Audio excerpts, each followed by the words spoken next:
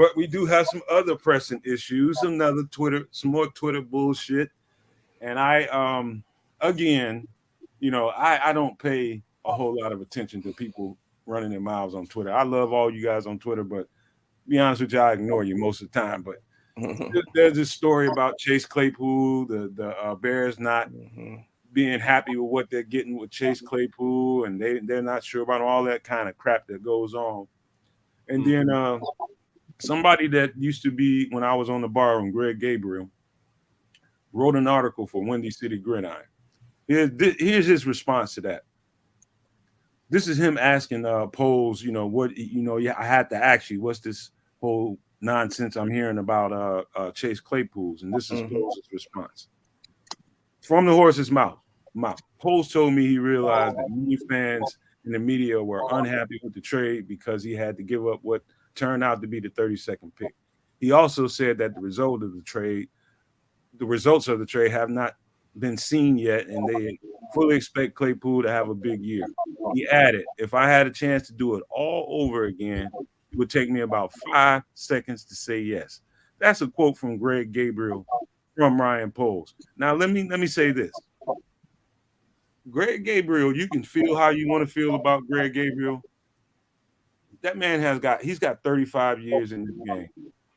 And when you get a chance to just walk up to a GM on the sidelines and just have a conversation with him, that's just not anybody there. Allow him to walk up to him. And that guy has credibility when it comes to this kind of stuff.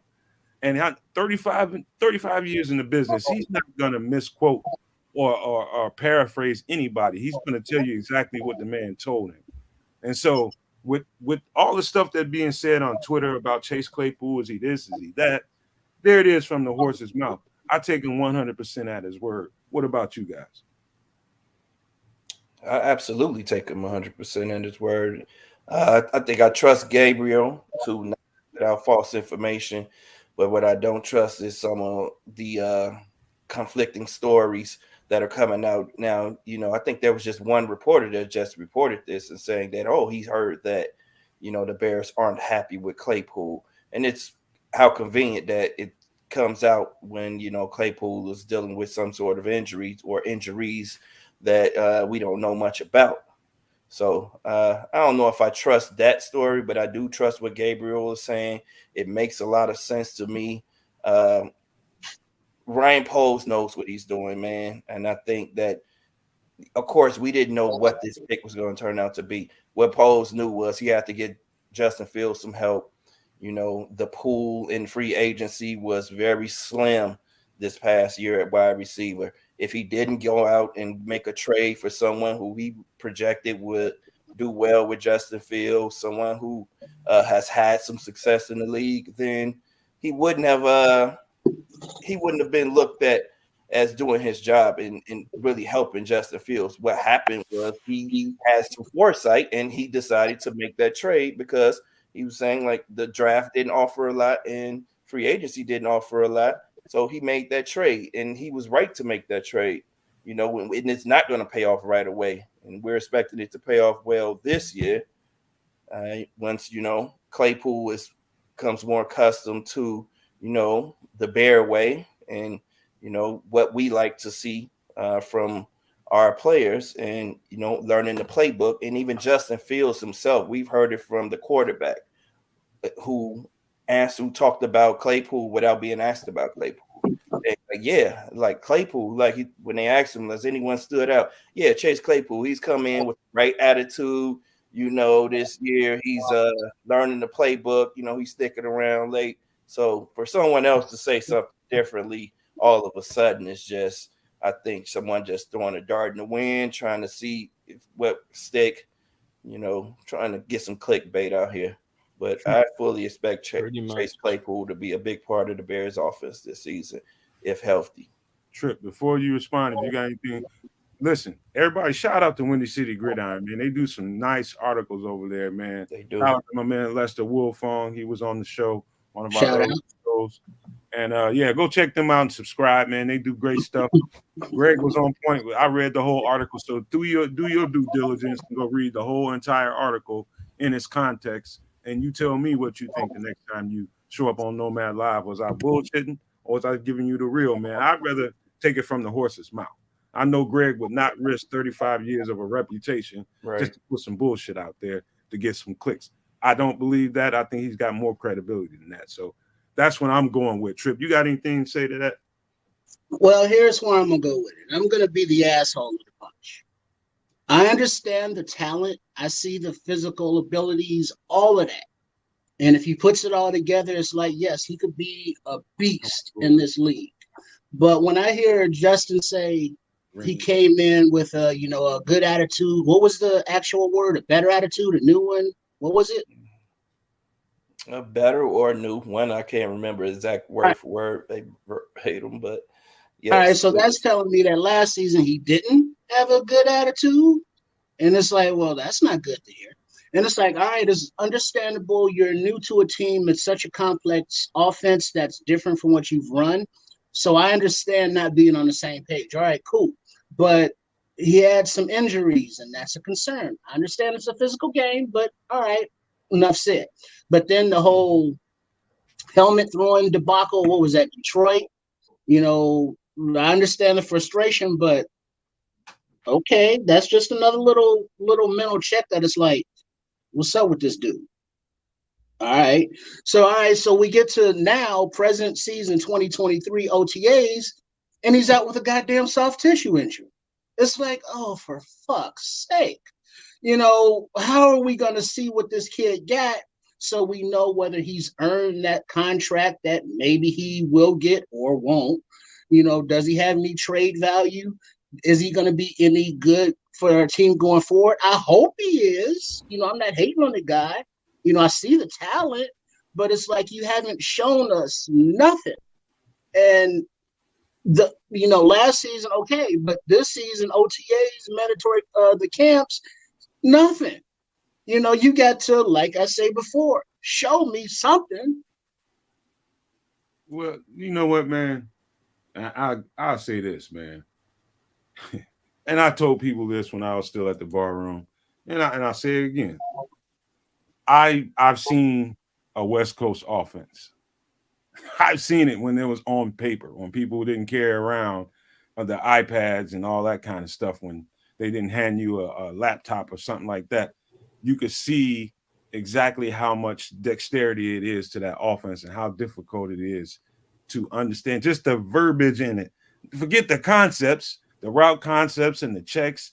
And if you're supposed to block on this route or in this play, it's so many things and it's so dynamic that instantly when we got him in the middle of the season, I said there's no way in hell they're going to get him to go out there and he's going to understand that.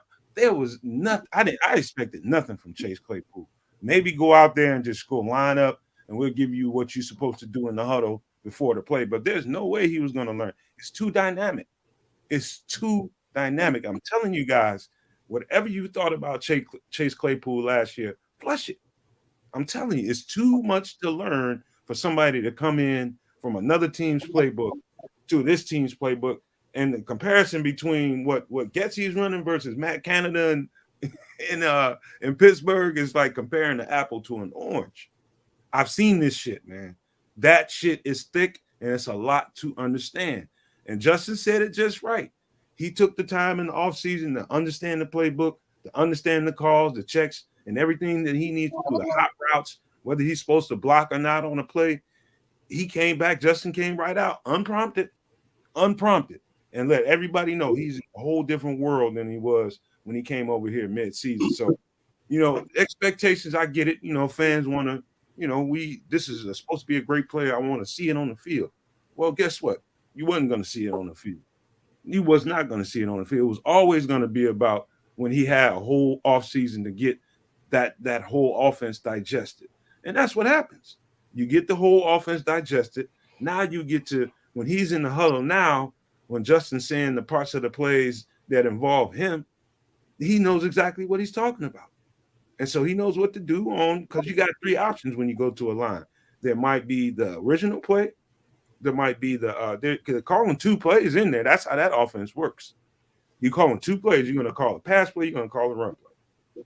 And he might check out of that into a hot route that probably before Chase Claypool would not have recognized, but now he does. And so you're going to see a different Chase Claypool out there this year. And you know why?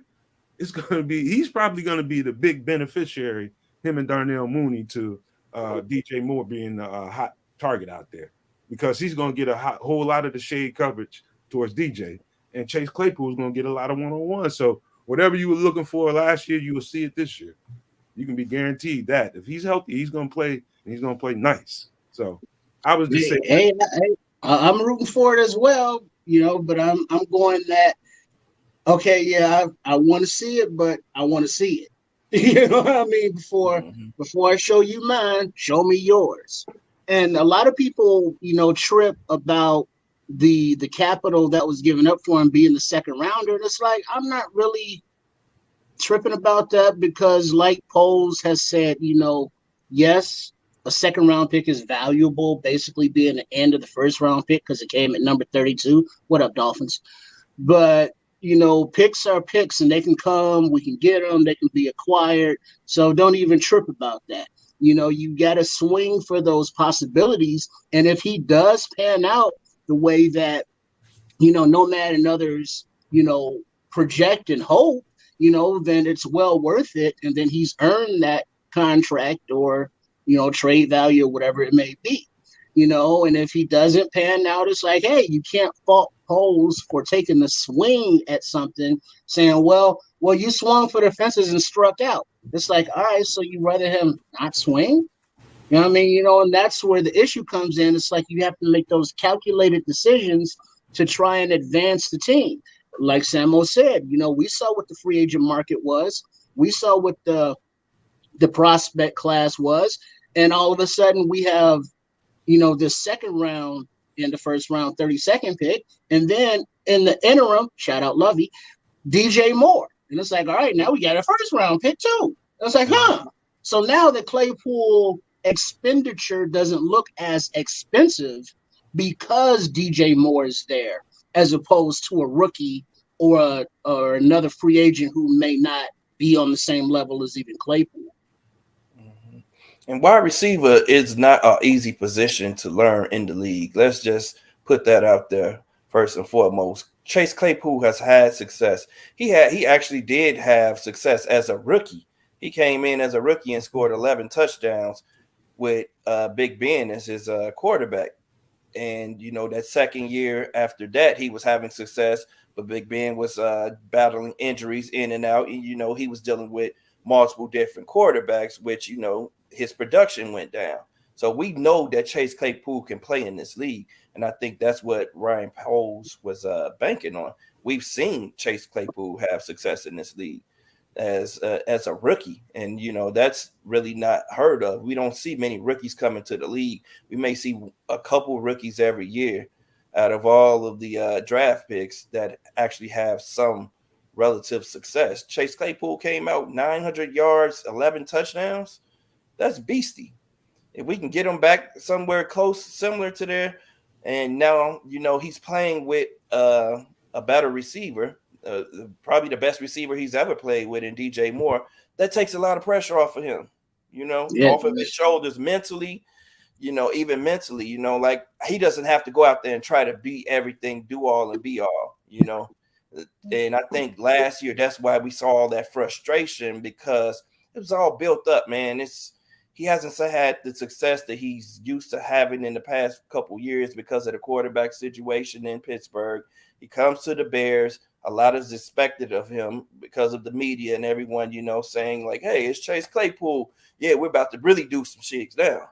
And then, he's struggling to learn his playbook, because this is only the second offense he's ever been in. It's middle of the season. And like Nomad says, it's a lot of complexities to offenses. And, it's not just, going and then learning something new. You have to deprogram yourself too. You have to forget everything else you heard, because some words, even though the terms are different or mean different things, some of that terminology still exists, and it can mean the complete opposite of what the other team was doing with that terminology, or whatever your assignment was with that terminology. So it was a lot to expect for him to just come right in and hit the ground running. Now, the Bears could have, made it a little easier for him and, gave him a smaller book of plays to, get him going. But, that's neither here or there.